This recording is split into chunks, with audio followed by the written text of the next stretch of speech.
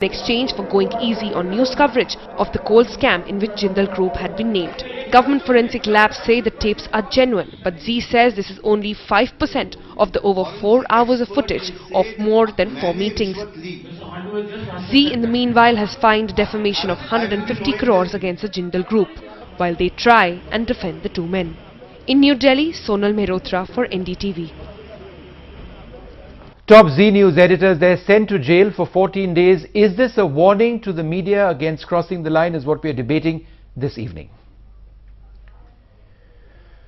Joining us to debate this, Rajiv Bhadoria, the Director of Group HR of Jindal Steel and Power, and Shoma Chaudhary, Managing Editor of Tehelka. We did try and get Z on board this discussion as well, but they are not willing to come on at this stage. Mr. Bhadoria, one of the points that Z does in fact mention that, if you're talking about extortion, it's a case of mutual extortion at the very best. Because, the allegation is that, it was your employees who actually led on the Z people, and the Z people who were trying to see how far you would go. So in a sense, some people say that it's a case of mutual extortion. How do you respond? See, Shom, the fact is that, it's a very unfortunate episode. We never wanted to be a part of anything. We were forced into this when we were made to save our reputation, the reputation of our stakeholders, our employees, and above all our shareholders as well. The fact that we forced them into anything is absolutely baseless. What started was the fact that when we got a lot of messages from across the media, and the fact that somebody was telling that, you go and talk to them because there's something more than meets the eye. So when we contacted them, to our utter surprise and shock, we came to know that, they said that, well, you get into a kind of a relationship and then this damage would not be there at all. But there has never been any money that's exchanged hands, sir. This is another point that they mentioned, and therefore extortion is, they argue. No, that could be the legality of it. I mean, but we don't get into the legality of it. Money did not exchange hands, yes. So legally, where is the extortion? I understand the point about ethics, completely, 100%. But it is a legal issue, so therefore, if money never changed hands, then why have you sued them for extortion?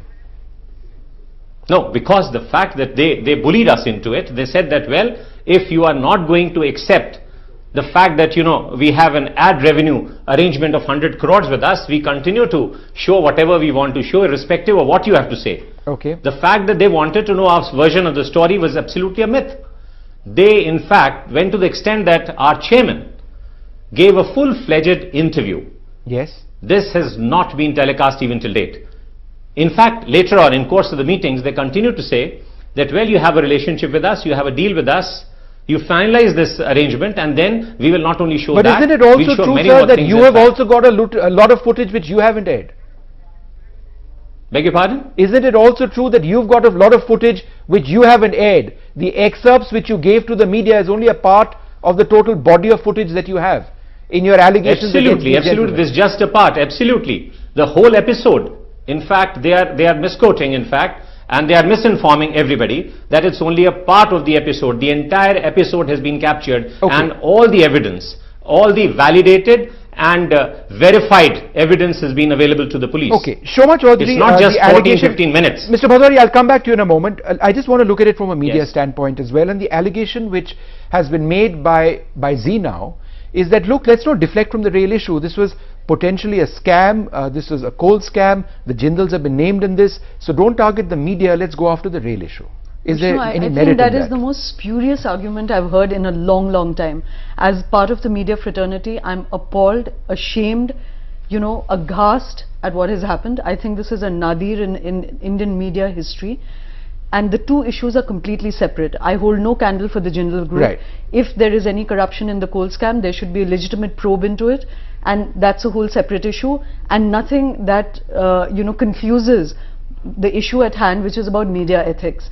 Also, to hear Z defending itself by saying that Jindal first offered to bribe us, and so that constitutes our defense, is to further fall further into this black pit that they already have fallen into. Right. If Jindal Group offered to bribe them, whether it was 2 rupees or 10 rupees or 20 crores, they should have blown the whistle on day one. You know, Right. you don't need to take it to 100 crores. Why, when you see that footage that is now out in the public domain, Yes. you see two extremely senior editors brazenly negotiating to push a 20 crore deal In fact, into that's a 100 crore deal. my next question to you is exactly and on that. Yeah. to offering very clear quid pro quo. When the Jindal officials say that what will we get for this, they say, well, immediately the stories on you will stop. Right. And in perpetuity, we shall build a cozy relationship in which, you know, you will never again be targeted.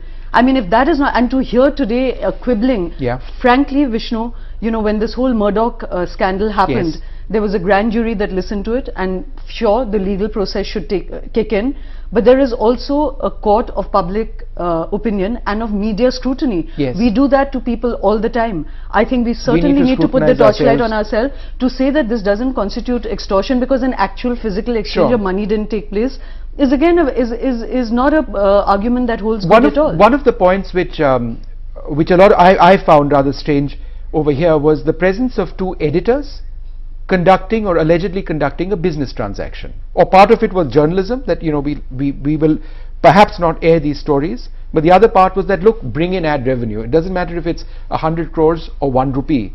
That's not the job of a journalist. Is that the big lesson over here?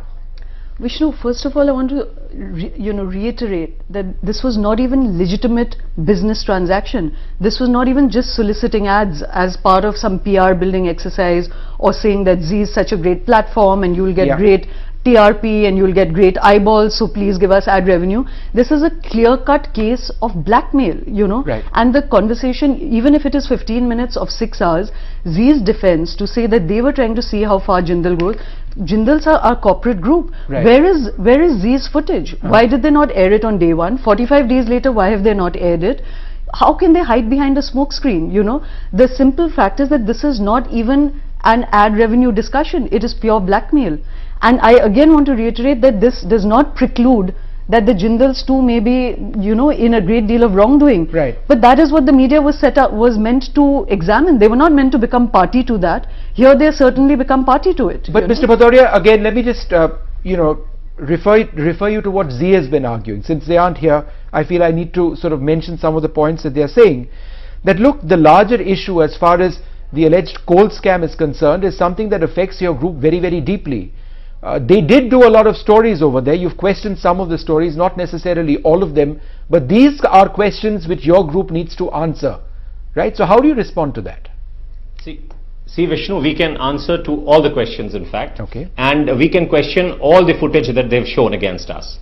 But coal issue is a separate issue right now. This is a pure case of extortion, in the sense that they refuse to give our side of the story. They continue to do that vilification campaign against us. You wouldn't believe, from 7th to 10th and then to 13th, they showed almost about 15 programs, or 18 programs I believe, airing over 3.5 hours of airtime. Later on, when the talk started, they stopped telecasting those news against us, till such time they got to know that, well, we are not interested in the deal. And that's very well proven that from 24th to 26th, Yep. they aired about 58 programs. 58 programs covering a time span of almost 16.5 hours. All right. Well, Which shows that now that they had got to know that, well, we are not interested in the deal, well, they are showing the true colors. But So you know, where lies Mr. the Bhadoria, truth? I take the point that you're mentioning, but again, assuming for a moment that you know, they had journalistic intent, 16.5 hours of program is something a lot of channels have gone, you know, in terms of programming on certain issues which they feel is First right. of all the channels I have not see the gone to this allegation that you're extent, making. Vishnu. Show a last Yes, one, but it's please. the Go ahead. content. Yeah, It's not the Vishnu, duration itself, but I- the intensity. You know, and Vishnu, the I- falsification, the vilification campaign itself is a Okay. proof of the fact that, well, their intentions were not right. Vishnu, I feel that this is a moment when the media has to call a spade a spade. You know, Yeah. we have to have the courage to say there are no grey areas here. This is not just black and white. It is the sewer. Yeah, this is not where media should be. I mean, there is a clear reference by these editors to an earlier deal in some Costa Coffee discussion where there was too much noise, where there was a discussion that it should be, 5 crores a year, so a sum total of 20 crores, and they called it a communication error, My simple point is, if Z was intending to show that the Jindals were trying to bribe them, on day one, they should have the footage. Why is it that the Jindals have the footage? Where's Z's footage? If they were really capturing this whole bribe offer, where's their footage? Well, and on day one, they should have gone public on it. And moreover, right now, I feel that this really has to go to its logical conclusion. Their license should be banned. We need to make this a test case. Murdoch's empire could be brought down. We really need to look at this very, very strongly. Well, there is a process of the media perhaps starting the process of introspection in a deep manner. Mr. Bhadoria, we are completely out of time, but again, just to remind our viewers, we haven't got Z on this program. We did invite them. They chose not to come. But thank you both very much for joining us with all of that. We're going to take a short break now. There's more coming up.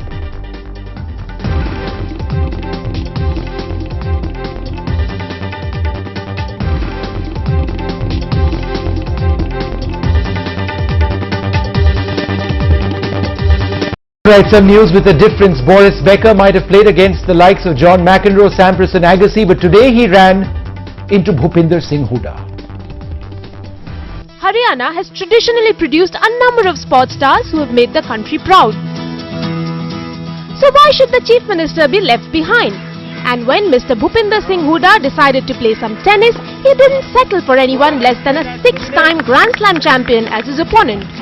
I told him, Baker, I was telling my wife that Baker will eat me unbaked. But to the 65-year-old's credit, he did last for a good 2 hours on the court against the German maestro. I arrived this morning, so I'm a little bit jet lagged. I left Germany, it was snowing, so come here with the beautiful weather, it's nice. And I'm looking forward to a beautiful wedding. Though the 3-time Wimbledon champion hasn't played professional tennis for over 13 years now, there's no shortage of his fans in India. I met him when last year when I went to London for Wimbledon. So I met him there. So I had a passion to play with him. By chance he came here. So we requested, he accepted our thing. And it was my pleasure to play with him. For a sports fan like me, catching a glimpse of Boris Becker is like a dream come true. I do not know how big a fan is Mr. Hooda of the man they call Boom Boom. But playing a game of tennis with a 6-time Grand Slam champion is a privilege that only a Chief Minister can enjoy. In New Delhi, this is Rika Roy for NDTV. Time now for us to take a short break. More coming up.